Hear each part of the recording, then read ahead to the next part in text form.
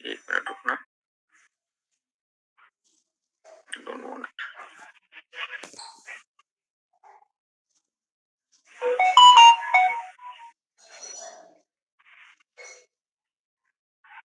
ठीक,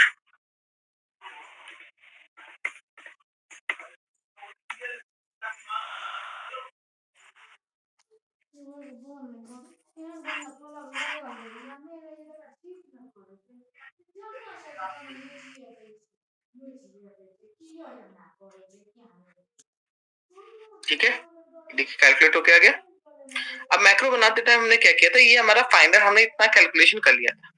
अब मैक्रो बनाते टाइम हमने क्या किया था, मैं गया था सबसे लास्ट में, सबसे पहले, और यहाँ जाके जो भी फॉर्मूला प्लेस था, जैसे फॉन्ट कलर दिखा देता हूँ, ब्लैक पे ले जाएंगे तो यहाँ पे दिखाई देगा कि फॉर्मूला अप्लाइड है। ठीक है, यहाँ पे एक फॉर्मूला अप्लाइड है। मैंने क्या किया था, इस फॉर्मूले को ओपन किया था, इसको कट कर लिया था और उसको कट करके रख लिया। ठीक है, मैंने एक फॉर्मूला कट करके रख लिया। अब मुझे वो बटन बनाने हैं, तो यहाँ से मैं बटन्स को पहले डिलीट कर दूं, दोनों बटन डिलीट, एंड व्यू में जाएंगे, मैक्रो के अंदर व्यू मैक्रो आ रहा होगा, और यहाँ जाके मैं इन दोनों मैक्रोस को डिलीट कर दूंगा, clear and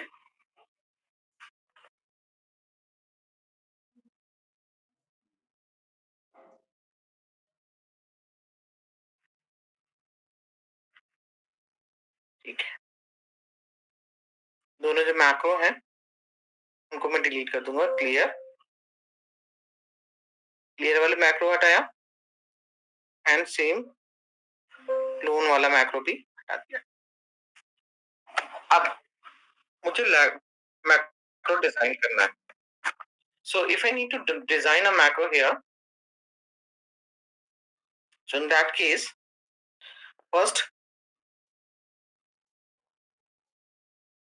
I need to click here in this icon, यहाँ पर या तो यहाँ क्लिक कर लें या व्यू में जाके मैक्रो के अंदर रिकॉर्ड मैक्रो ऑप्शन आ रहा है, so both are the same thing. आप आइकन मैच कर पा रहे होगे, सेम आइकन बना हुआ है। ठीक है, मैंने क्या किया, सिंपली यहाँ क्लिक किया, ठीक है, एंड क्लिक करने के बाद मैक्रो विंडो ओपन हो गई है, इसका नाम दिया लोन।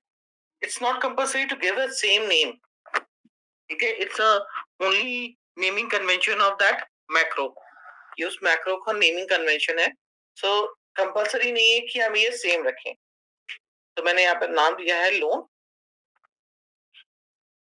लोन देने के बाद मैं ओके कर दूंगा। अब जो जो स्टेप मैं करता जाऊंगा वो सारे स्टेप क्या होंगे, यहाँ रिकॉर्ड हो जाएंगे। ठीक, इज इट फाइन? तो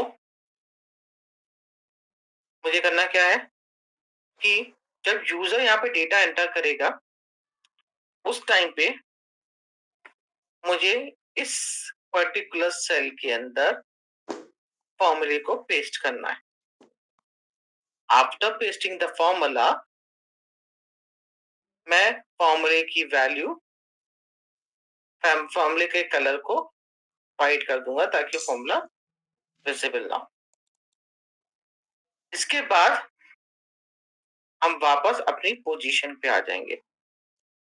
दैट्स इट। देखो मैंने एक छोटा सा काम किया है, क्या किया है, जब यूजर इस पे डेटा फिल करके सबमिट पे क्लिक करेगा तो मुझे अपने टेबल के एंड में जाना है और वहां पे जाके फॉर्मूला प्लेस करना है, और फॉर्मूला प्लेस करके मुझे वापस इस प्लेस पे आ जाना है।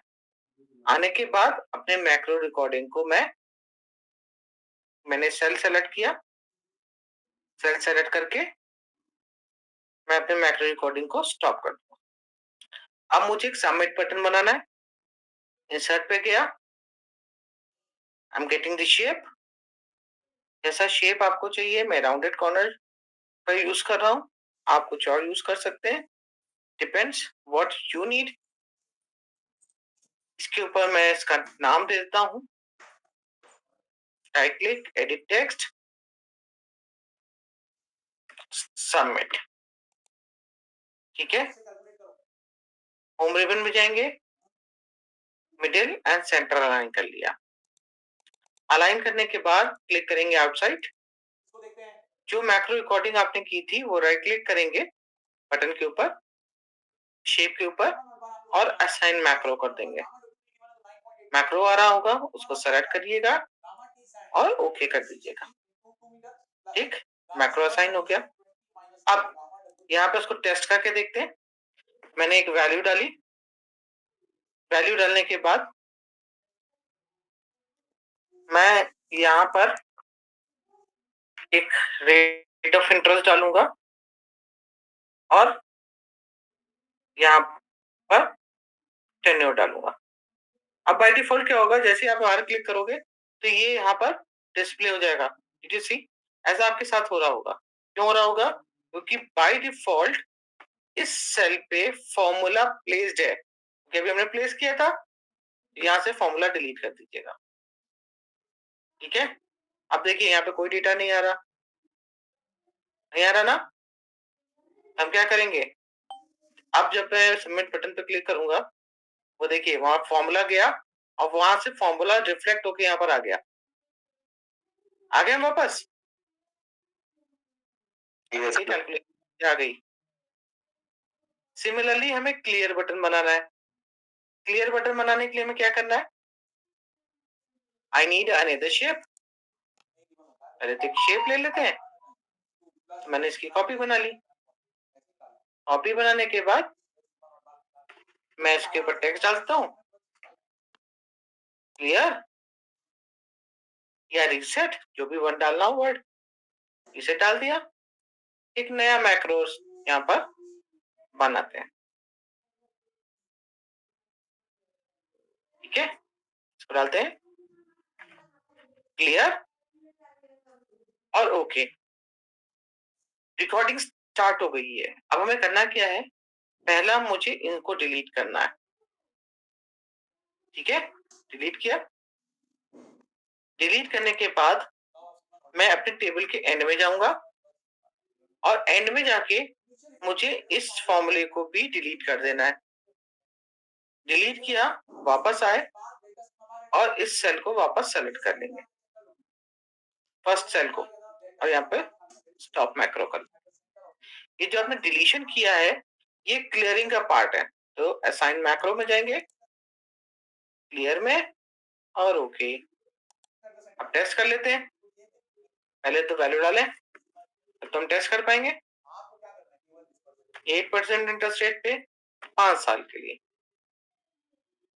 ठीक है, सबमिट बटन किया, वैल्यू आ गई। When I clicked on this clear button, flush. Did you see? देखा प्रोसेस कैसे मैक्रो बन गया? ये समझ में आया? Yes sir. बाकी लोगों को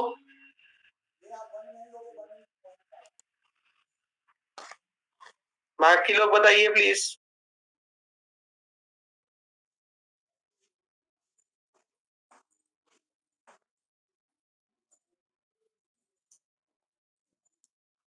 Rest of you everyone. खाली रुपेश का आया, राकेश और रुपेश के अलावा कोई और कोई किसी ने कुछ किया नहीं है या किसी ने देखा नहीं कैसे हुआ?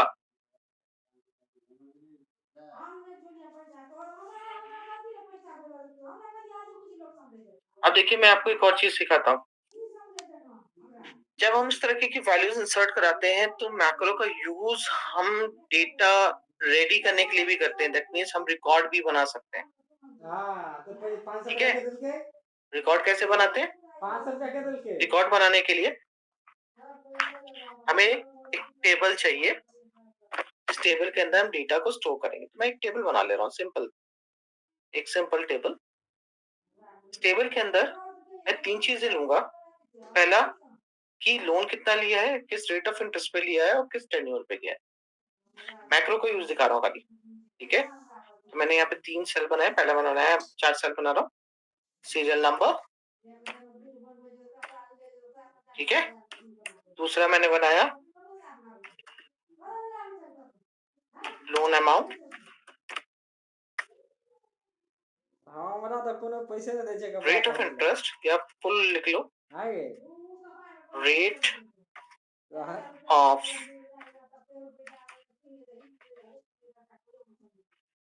इंटरेस्ट और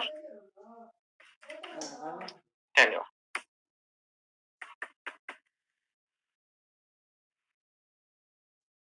वे सेट कर लेते हैं ऑर्डर फिट। और यहाँ पर क्या करेंगे, डेटा को फिल कराएंगे, ठीक है। डेटा फिल कराएंगे। अब डेटा फिल कराते टाइम मुझे क्या चाहिए, इस डेटा के बेस पे सीरियल नंबर चाहिए, पूछ ले ठीक है। मैंने यहाँ डाला if this cell is not equals to null, so print 1, otherwise put it blank। जो लॉजिक हम अभी तक यूज करते आ रहे हैं, सिमिलर लॉजिक है, ठीक है। या हम यहाँ पर इसका रो नंबर भी, रो फंक्शन का भी यूज कर सकते हैं। देखिए रो फंक्शन कैसे यूज करता है, मैंने आपको पहले भी दिखाया था। We also have a row function। Row function का क्या है, आप जिस भी रो को सेलेक्ट करोगे उसका रो नंबर रिटर्न करेगा, ठीक है।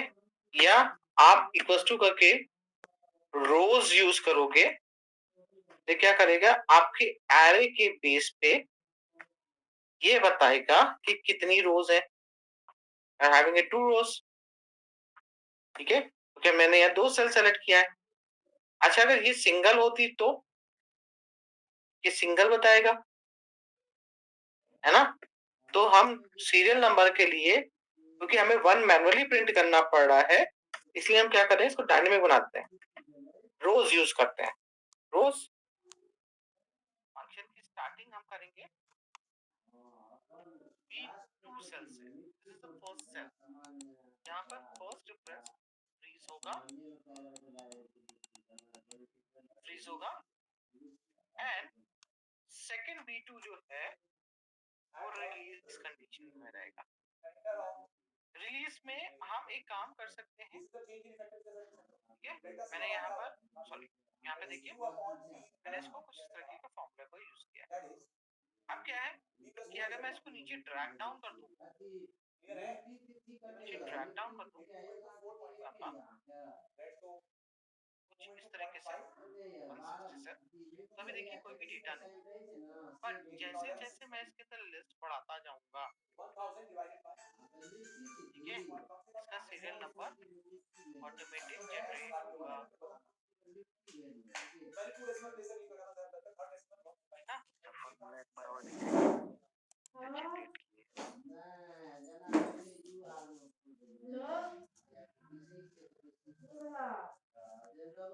मैंने इसको देखो ऑटोमेट कर दिया थोड़ा सा, ताकि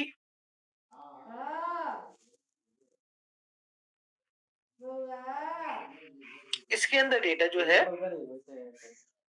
सीरियल नंबर मिलता जाए।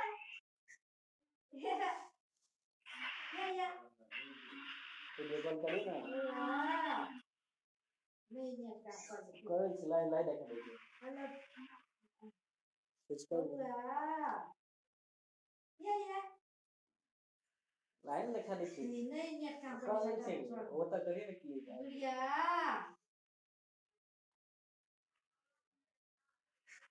ये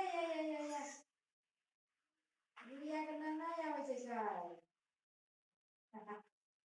आवे छै नन्ना का हां लेकिन नहीं कुछ दे तो ये हम चल गए। इतना हो जाए तो बता दीजिएगा।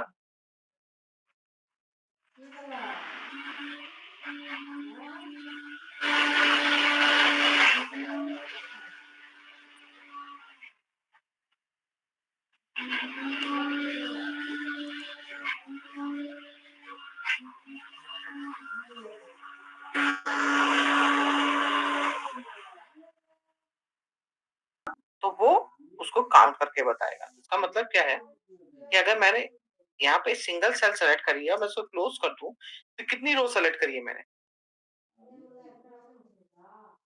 बताइए कितनी रो सेलेक्ट करी? Only one. आउटपुट क्या होगा? वन। अच्छा, अब इसी फंक्शन के अंदर मैंने क्या किया,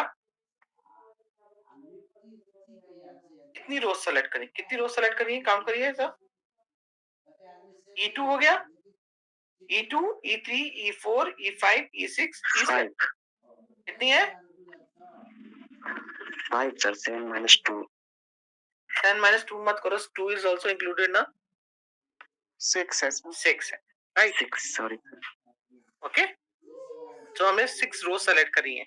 सो E2 से लेके E7 तक कितनी रोज हो गई? 6।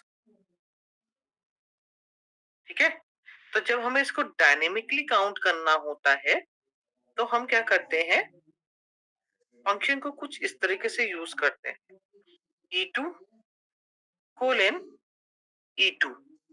तो मैंने एक रेंज बताई, इसको एक एरे बताया कि इस एरे के अंदर E2 से स्टार्ट हुआ, E2 पे क्लोज हो गया। कितनी रोज सेलेक्ट करी हमने? कितनी रोज सेलेक्ट करी? अगर मैंने सिलेक्शन E2 पे स्टार्ट किया, E2 पे क्लोज किया, 1, ऑफ कोर्स इट्स 1। ठीक है, अच्छा मैंने कहा कि ठीक है E2 से स्टार्ट किया बट मैं इस डेटा को ड्रैग करूंगा, तो मैंने कहा ठीक है आप ड्रैग करिए, इट्स ओके, बट इसका फर्स्ट रेफरेंस जो स्टार्ट पॉइंट है it always going fix. Start point क्या है? वो ऑलवेज फिक्स रहेगा। If the start point is fix तो चेंज क्या होगा? एरे का सेकेंड एंड, जो आपका क्या है? End of the array.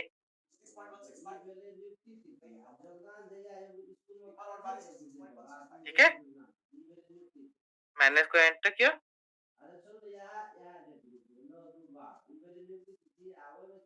उसको ड्रैग किया। अब यहाँ पे देखिए क्या सीन हुआ, उसने इस वैल्यू को तो फिक्स कर दिया और सेकंड वाली जो एंड वैल्यू है उसको ड्रैग करता हुआ ले गया। ठीक है, और उसने क्या किया, इतने नंबर ऑफ रोज को काउंट कर लिया। ठीक है, ये चीज समझ में आई?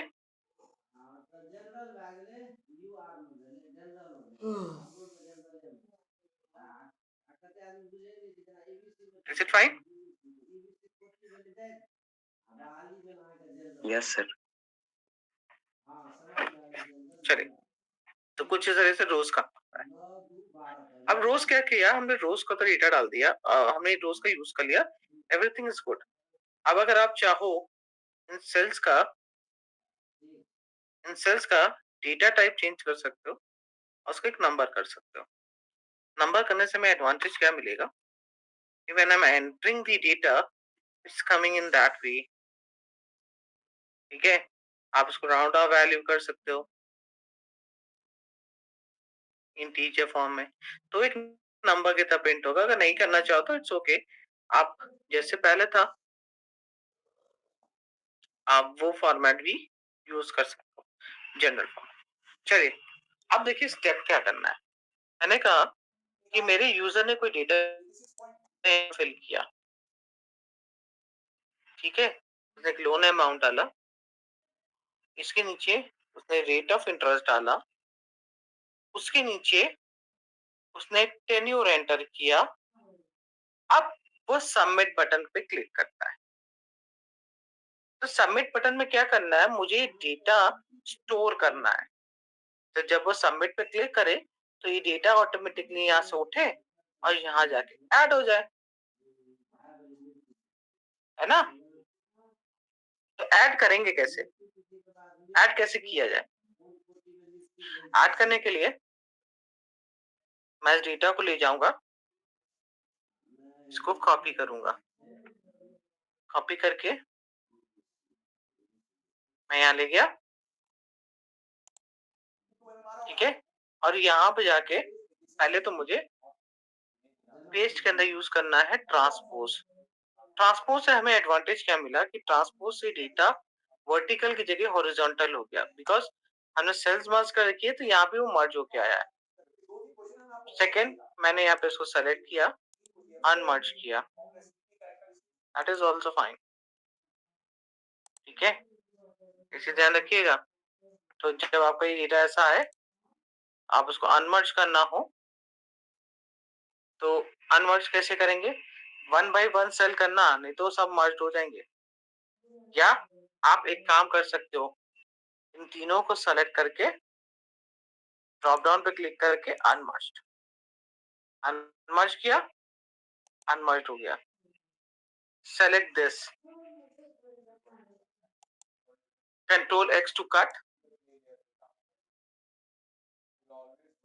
एंड राइट क्लिक करके क्या क्या करेंगे? Insert cut cells, shift it down और डेटा इंसर्ट कर देंगे। जब डेटा इंसर्ट करोगे तो यहाँ का फॉर्मूला क्या करेगा? उस डेटा को रीड आउट करेगा और डेटा यहाँ से पुल कर लेगा। अब देखिए, जो आपने डेटा इंसर्ट किया ना, बाय डिफॉल्ट ये डेटा कैसा है? ये डेटा कैसा है? एक टेक्स्ट है, और टेक्स्ट डेटा को वो चेक नहीं कर पा रहा।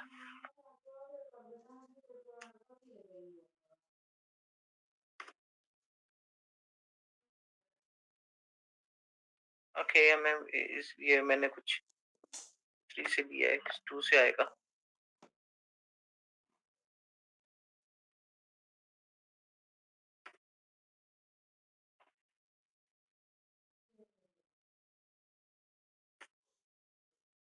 ठीक है,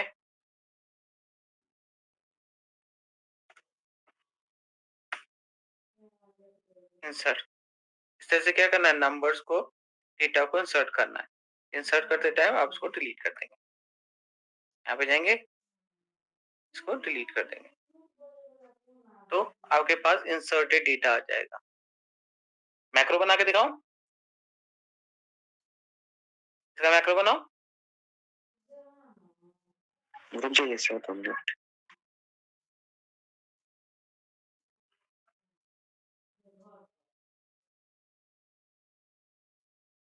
चलो कर लो, मैं आपको 10 मिनट का टाइम देता हूँ, अभी जो कर रहे हो वो कर लो। ठीक है, देन हम